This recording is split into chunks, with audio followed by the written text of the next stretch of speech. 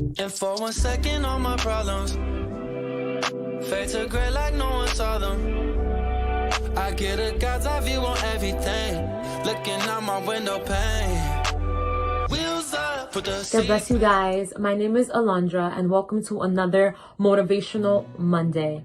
With everything that's going on in this world and everything that happens in our personal lives, it becomes very difficult to get through our day, and sometimes it even becomes more difficult to get through our week. But I hope that this small word that I'm bringing to you on this Monday afternoon or this Monday morning, whenever you're watching this video, will be that fire that pushes you through the rest of this week. Today I'm going to be talking about something that we experience as humans all the time. It's something that no matter how much we plan for, how much we try, we cannot avoid. We experience from the moment we are born to the moment that we leave this earth. And that thing is called disappointment. We are disappointed all the times, and we can all say that we've experienced it. It can be something as small as not receiving the correct restaurant order to something big like a relationship ending or a friendship being disloyal to you. We are disappointed at our jobs when we don't receive the promotion that we get or when we are mistreated. We are disappointed when we don't get into the school that we want. We are disappointed when we are not loved the way that we think that we should be loved. Disappointment happens whenever things happen in a way that we think they shouldn't.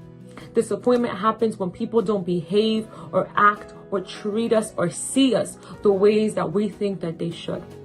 And many times when we are in the midst of that disappointment and we are feeling angry and confused and sad, we tend to look up. We look up at God and we begin to question. We question whether He loves us. We start questioning Him. Why? Why me? Why now? Why didn't you take me out of this situation? Why didn't you make this situation that happened at all? We ask God, why didn't you rescue me? And what happens is that we get confused. We confuse what we think God owes us, what we think He owes us, with what He actually told us. And I want to remind you in this morning, He tells us, "You know when I sit and when I rise. You perceive my thoughts from afar. You discern my going out and my lying down. You are familiar with all my ways. You hem me in behind and before, and you lay your hand upon me. Where can I go from your spirit? Where can I flee from your presence? If I go up to the heavens, you are there. If I make my bed in the depths, you are there."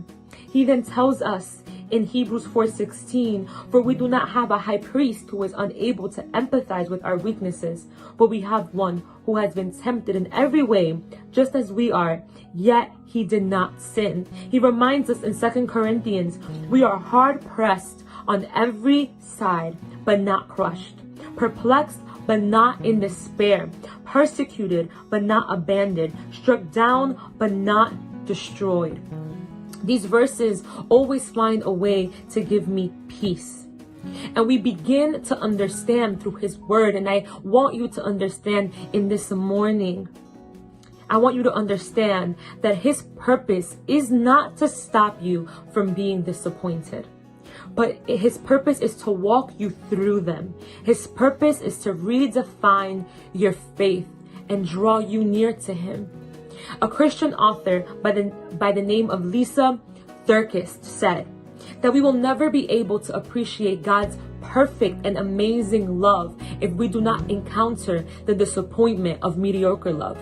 That we will not be able to appreciate His faithfulness if we don't come across people who disappoint us with their lies and disloyalty. Many times our disappointments are there to remind us that God will never disappoint us. Many times disappointments are there to remind us that God is there, to draw us near to Him, to run to Him. And I know this road is filled with disappointments, and we want to say why. And we want to ask God, why me? And we question God for our purpose, and we question God's love. We question His love because it's so hard to understand God's love. But it's unfair to judge God's love for us based on what we want Him to give us rather than what He wants to give us. So throughout this week, brothers and sisters who are watching this video, as you are disappointed, because there's a very high chance that you will be, I pray that you will be able to change your perspective and not expect God to take you out of your disappointments or remove the disappointments, but know that He is with you. Know that you're not alone. Know that He sees you and that He loves you, and that there is purpose behind the disappointment to mold you into the person that He wants you to be. God bless you, and I encourage you to rejoice and find His peace in the midst of disappointment. God bless you and have a wonderful, wonderful week.